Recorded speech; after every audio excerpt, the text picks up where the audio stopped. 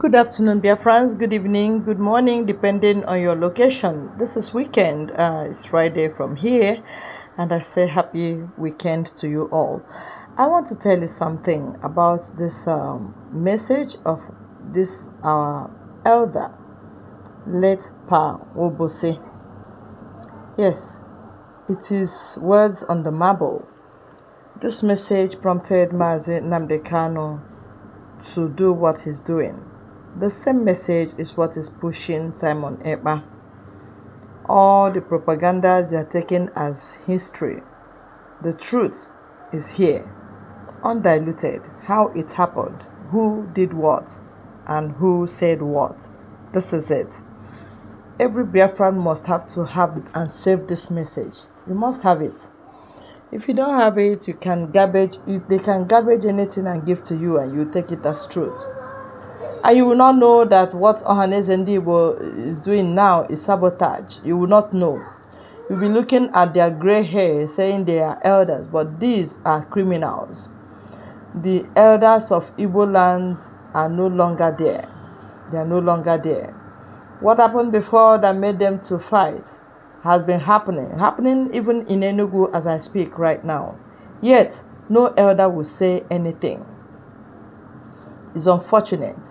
And then they are now pushing the youth to go and die, to go and say. When they say, they will now fabricate it and put it other things so as to exempt. 6. I bring to you a message of truth and freedom, for it is only the truth that can set us free from the bondages of war and propaganda, which we confuse as history. My name is Colonel Emmanuel Nwobosi. I am 80 years old. It is time to be bold. I am too old to lie. I am not afraid to die. It is time to tell you why we had to try. I am the last of the original coup plotters of January 15, 1966 with Major Chukwuma Kaduna Nzogu. I knew Nzogu well. We went to school together.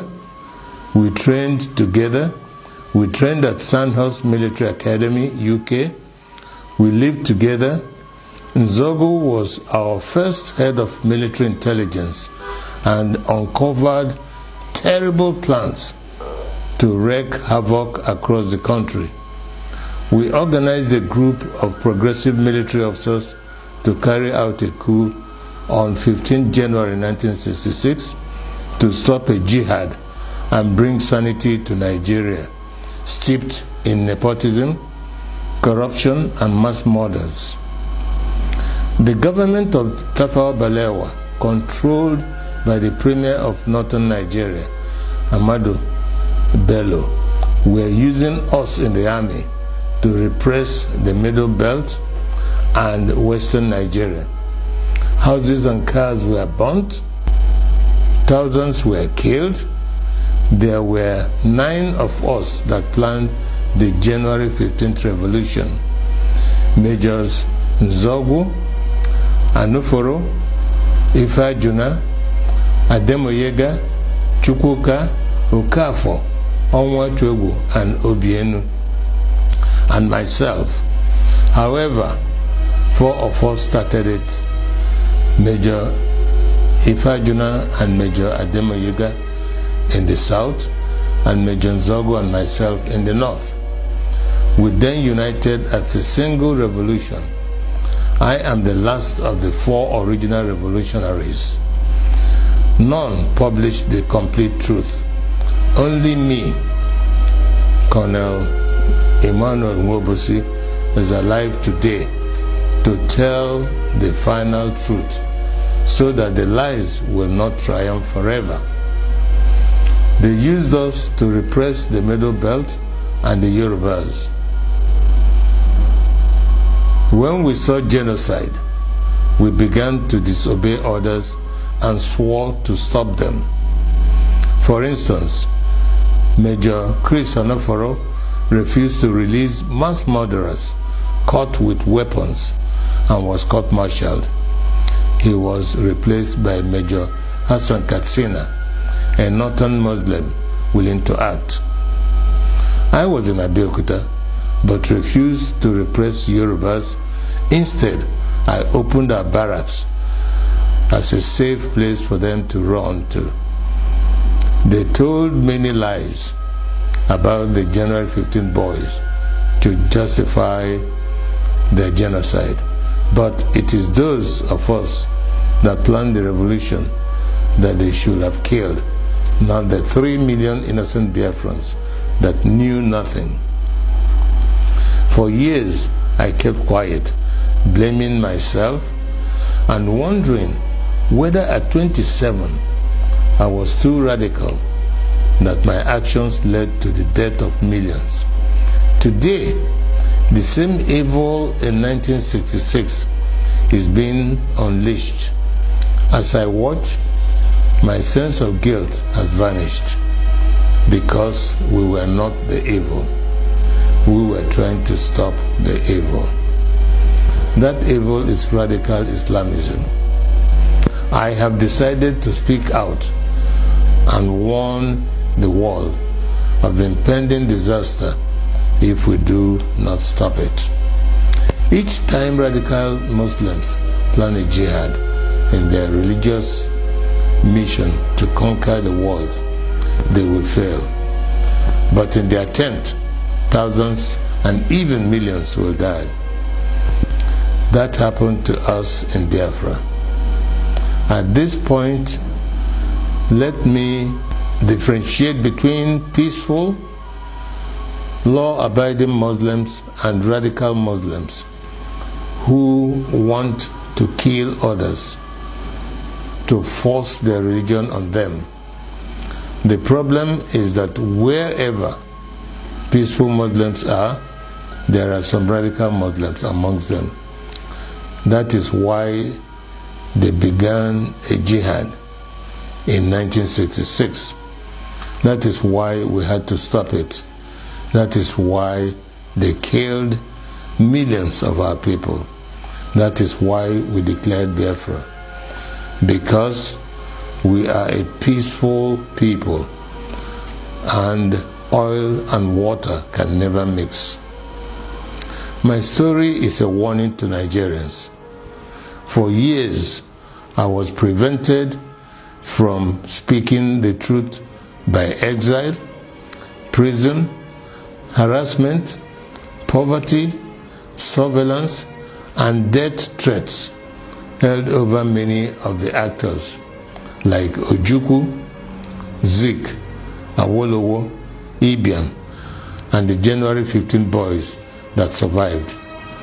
But as I watch today, many of the events that led to the revolution are happening again, like Boko Haram, Fulani militia, Niger Delta militants, Shiites, IPOB, and mass murders.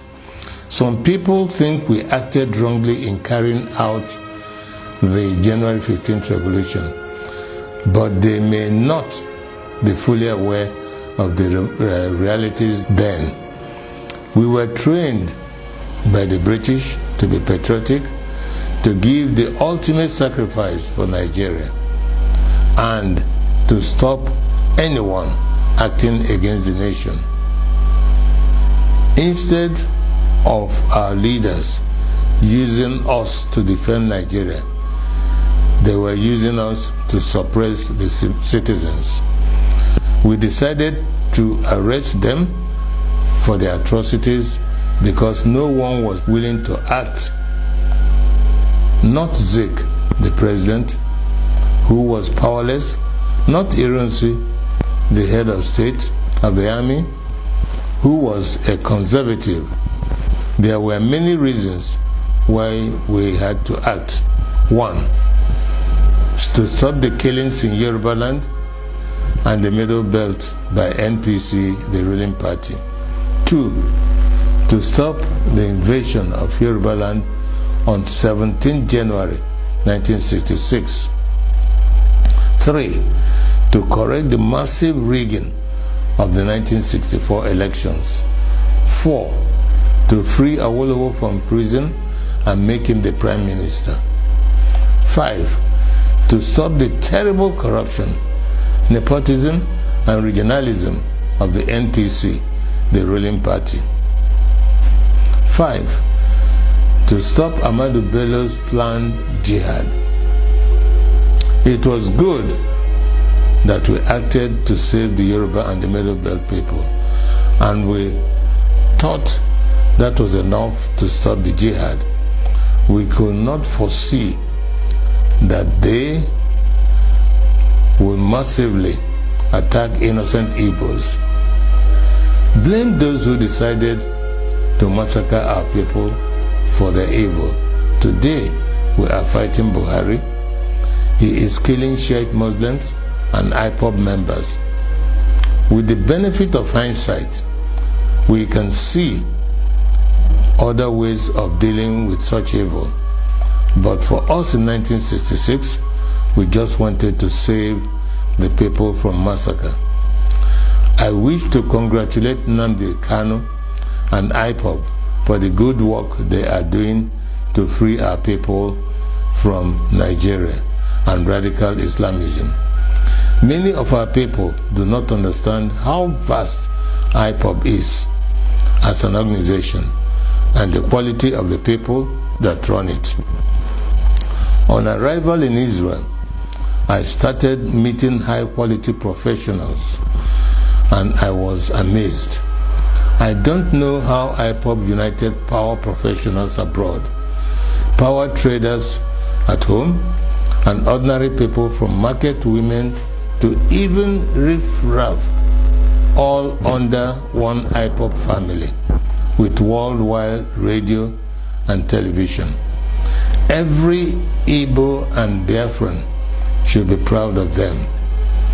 They are the strongest force we have today to achieve freedom for all Nigerians. No wonder they can take on the Nigerian government and win.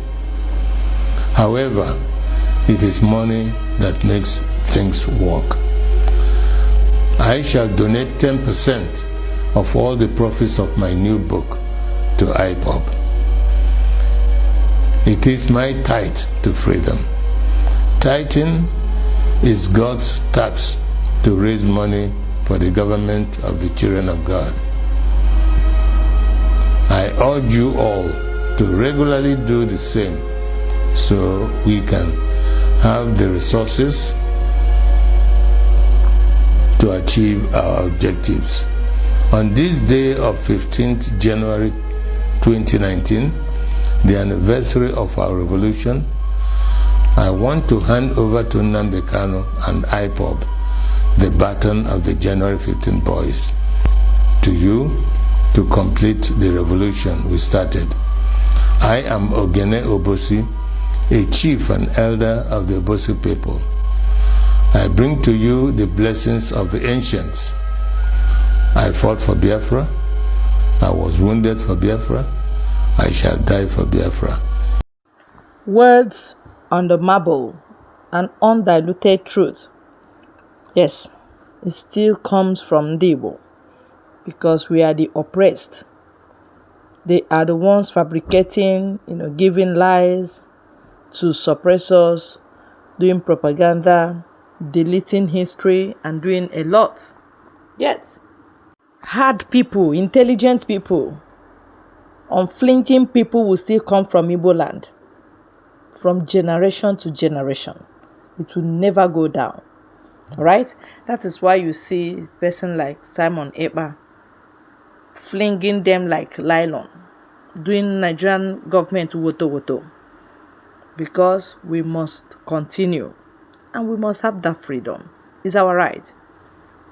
God has already ordained it. It is now we have to take it by force and have it, because we must have to fight before peace will reign. And that is it. Thank you once again, my people.